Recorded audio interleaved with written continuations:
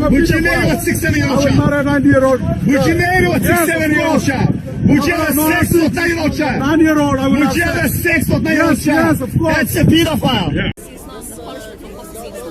Yeah, so the punishment for apostasy in Islam. A lot of the time we ask this question, what is the punishment for apostasy in Islam? And a more interesting question for me recently has been, to what extent can liberalism, or does liberalism, or do liberal philosophers talk about this? Because that's for me a really interesting discussion. If my daughter reached the age of menstruation at 9 years old, I would say you are ready. You are ready to get married. And that's why the translators put for, not to the Prophet. When you do a deep dive is when things get very, very awkward and difficult. And this isn't new. This is from the time of the Sahaba. This is not a joke. The issue of Quran caused confusion to somebody whom the Prophet ﷺ said, if you want to listen to the Quran directly, listen to Ubay. These are very, very difficult issues. It has holes in it. That's what I'm going to say.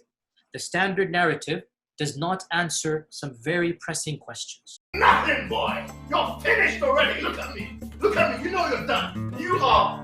Ali. Now I've caught you like the boy that you are. You're finished. You are finished.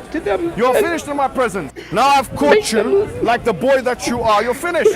You are finished. You're finished in my presence. Now I've caught you like the boy that you are. You're finished. You are finished. When it says it is you who we worship and you we ask for help, Christians are wondering, who is Allah talking to? Alhamdulillahi Rabbil Alameen. Who is talking? It is you who we worship. So Allah is talking about himself. Yes. Allah is talking to himself. Yeah, I agree. For example, Praying you for. can pray Yeah. for your mom. Yeah. If she's sick, you can So pray Allah for prays your friend. for. Yeah, he's praying for people. Allah's praying for people. Yeah. That's what he said, not blessings.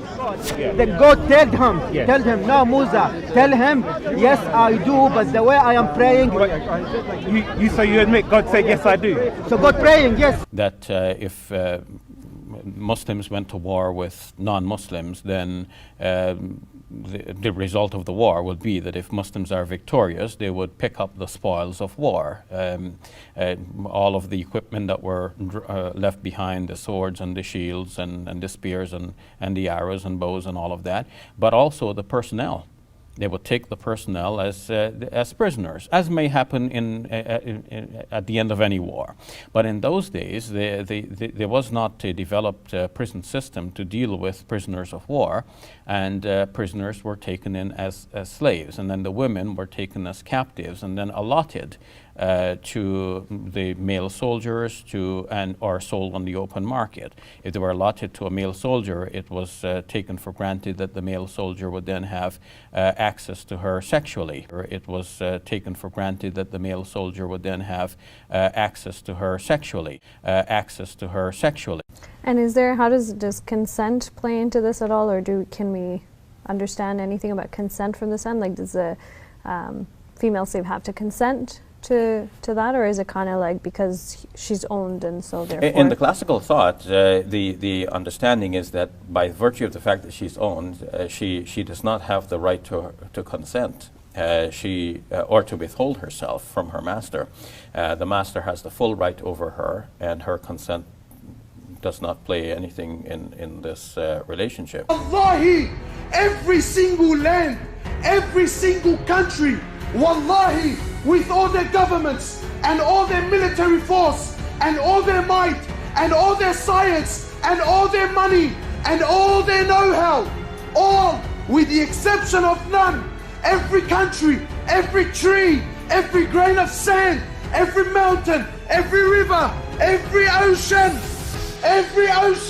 wallahi, every star, every sun, every moon, every single planet, every single angel, the billions and billions and billions of angels, all of them, with the exception of none, Mikael, Jibrail, Israfil, all, the first heaven, the second heaven, the third heaven, the fourth heaven, the fifth heaven, the sixth heaven, the seventh heaven, the ocean above it, the eight that carry the throne of Allah, the water, the arch of Allah, all are dead, all are dead.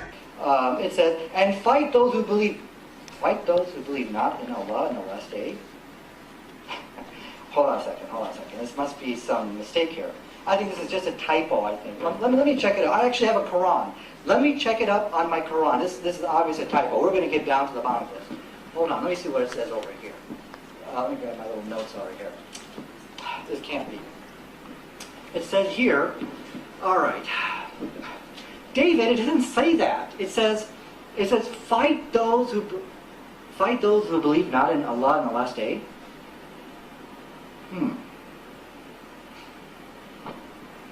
Well, can we change the topic to what we all have in common? That's actually a much better topic, don't you think? I mean, actually, because we do have a lot in common. With the moderator, would that be okay? We could just change that topic?